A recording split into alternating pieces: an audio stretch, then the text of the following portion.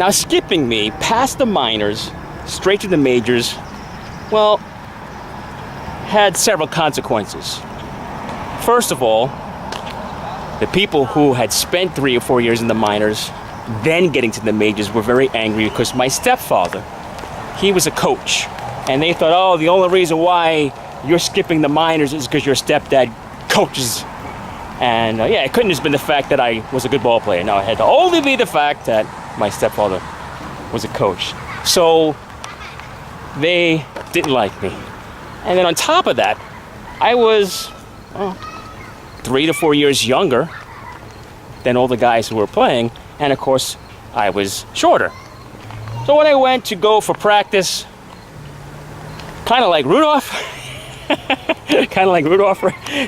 didn't want Frankie to join in on any baseball games. Yeah, but there wasn't any shiny or foggy Christmas Eve. There was just me saying, forget this. Then I got interested in science fiction. Not that you can't enjoy baseball or sports and science fiction, but that's when I went into science fiction and wanting to shoot movies. And in fact, these fields back in the day are another location that we shot some of our, not me and Ray, some other friends of mine shot some of our first movies, which I will find them and post them. But until then, remember,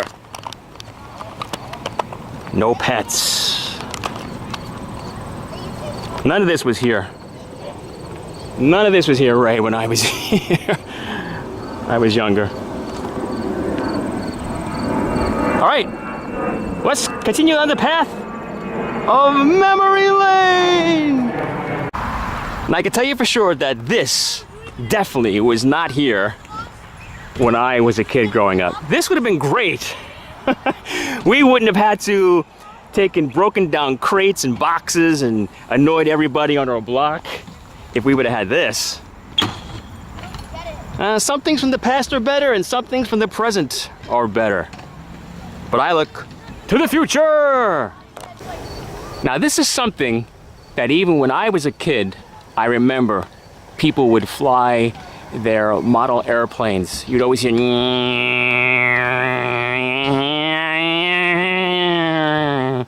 but I didn't have a video camera back then. But maybe in the future we can find them. Back to that is the Belt Parkway. And here's I'd say an interesting fact, a fun fact. I don't know if it's 100% true or not. Well, the first part I know is 100% true. If you're traveling on the Belt Parkway, you will go from exit 9, 9A, and then to 11. This one goes to 11. There isn't an exit 10 on the Belt Parkway.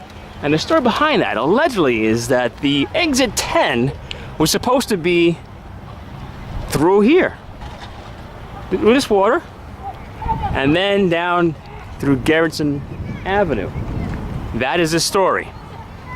And allegedly, with Garrison Beach being quite a bit of a private community, they did not want there to be an exit on the Belt Parkway to go across the water,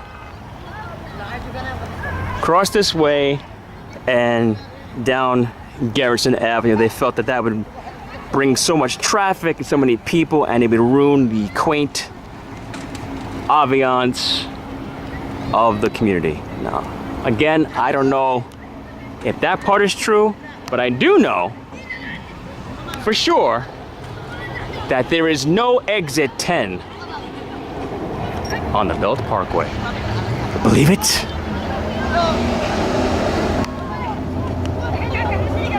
Or not. All right, so Ray and I have now ventured down the block of my childhood home. I'm not going to say the name of the court we're on or the address for the people's privacy, or else maybe a ton of paranormal investigators may show up. But when I lived here, if you remember in one of my vlogs, I was saying that I was a kid, we had an empty lot next to us. This was the empty lot over here. Can't really see, but that's where a couple of summers we planted corn and carrots and tomatoes and a whole bunch of things. So when I lived here, I don't want to get the address. When I lived here, it was a ranch. It wasn't raised. This was not here, nor was the deck. So it was just a small ranch house. That was my room right there. Right there.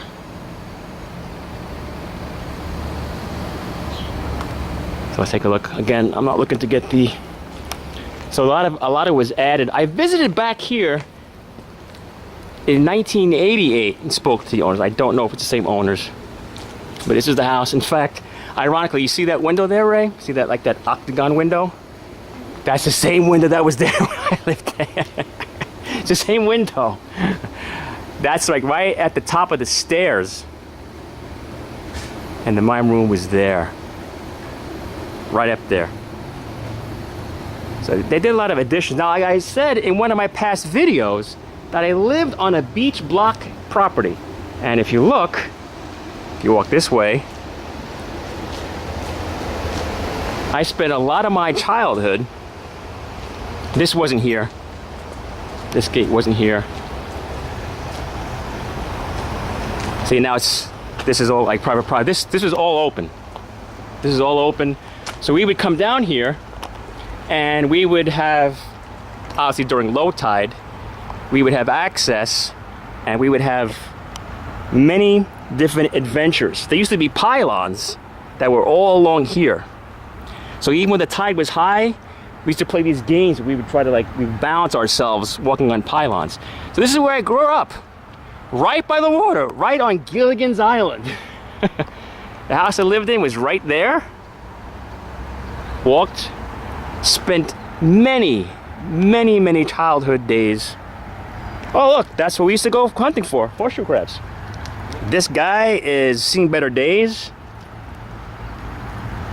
Now we were friendly with the people who lived in this home, and some of our cousins back in the day, they had a boat, a nice boat. So they docked right there, and we went out for a ride in our cousin's boat. And I'm trying to go down here. So, right by the water. Probably why I finally joined the Navy, because I was always by the water. And this year, I don't know if I have, you can see, this is the dead end. It's kind of got a lot of weeds and overgrowth here, but we used to come down here. I'm like in the jungle here. Now it's hard to see. But on low tide, you can walk all the way around back to where we were before, which is called the Point. That was during low tide days. Yeah, so that's the house. A lot of strange memories. This is where all my paranormal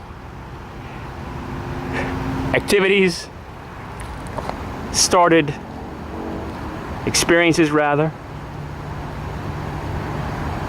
In that house, how many times did I look out that window? Many.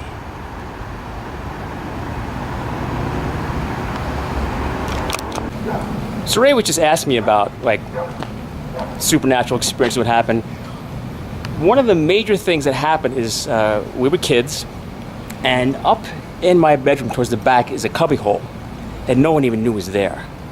And I was like, yeah, I'm gonna hide in this cubbyhole. They're not gonna find me. It was completely dark. So I went inside, closed the doors, and I wasn't afraid. But then I heard this in the dark.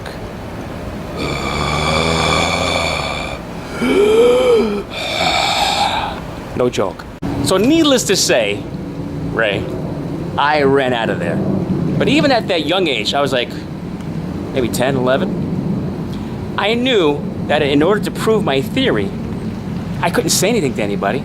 So I set up on a future day another game of hide and seek, team hide and seek. And I had a friend of mine, he probably wasn't my friend after that.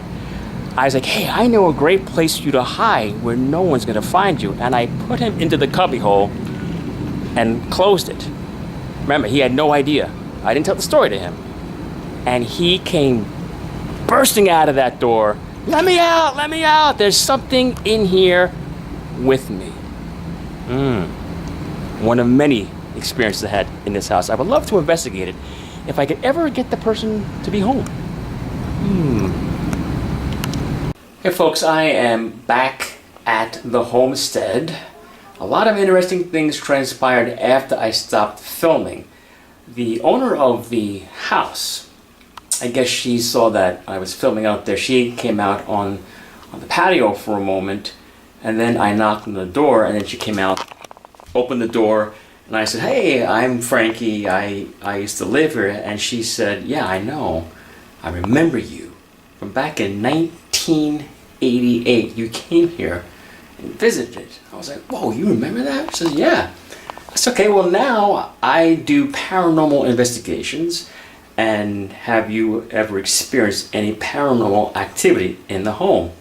And she said, "All the time."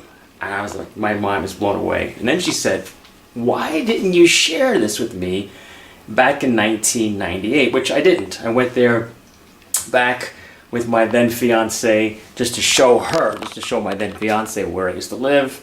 And at that time, Carol's the owner. She's been there nearly 30 years. She brought us in back then. Went up to my old room. I remember commenting in 1988 that the tile on my bedroom floor was still the same. There was still a pencil sharpener I used to have on the wall. But what is gone now? I was telling Carol, the owner of the home, about the story with the cubby hole. And she said they did all remodeling. The cubby hole is gone, but it's a room. But that's a room with a lot of activity. So we got to talk. We were talking for, wow, over an hour. And I made mention of the window. That window that I said that was right by the staircase. That try to get the camera range. The octagon window. That's like the only remaining window or part of the house that's original.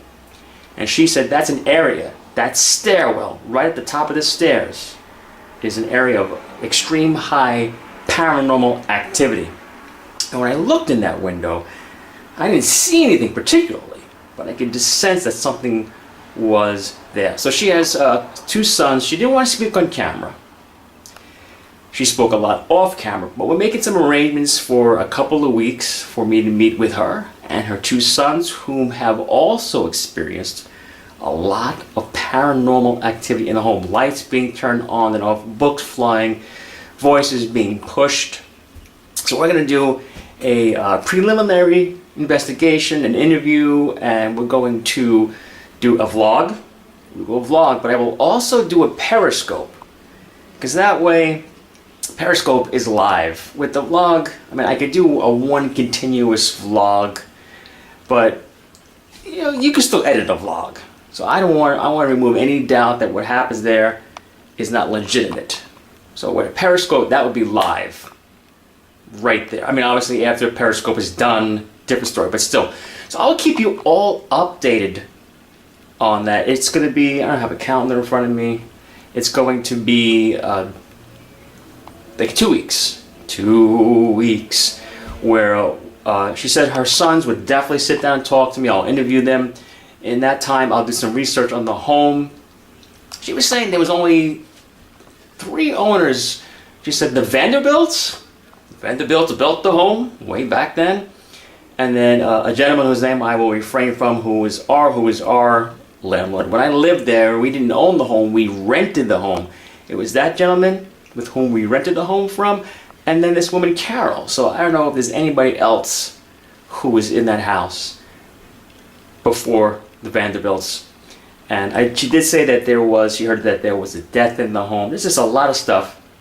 I asked her if when they raised the home, because when I was there, I said it was a ranch.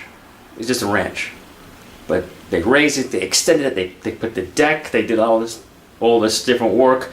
And I asked her, since you've done that, has the activity increased or decreased? And she said increased immensely. So we shall see, and I will bring you along with me. But until then, this is Frankie. I will see you in the future. And yes, your future starts right now.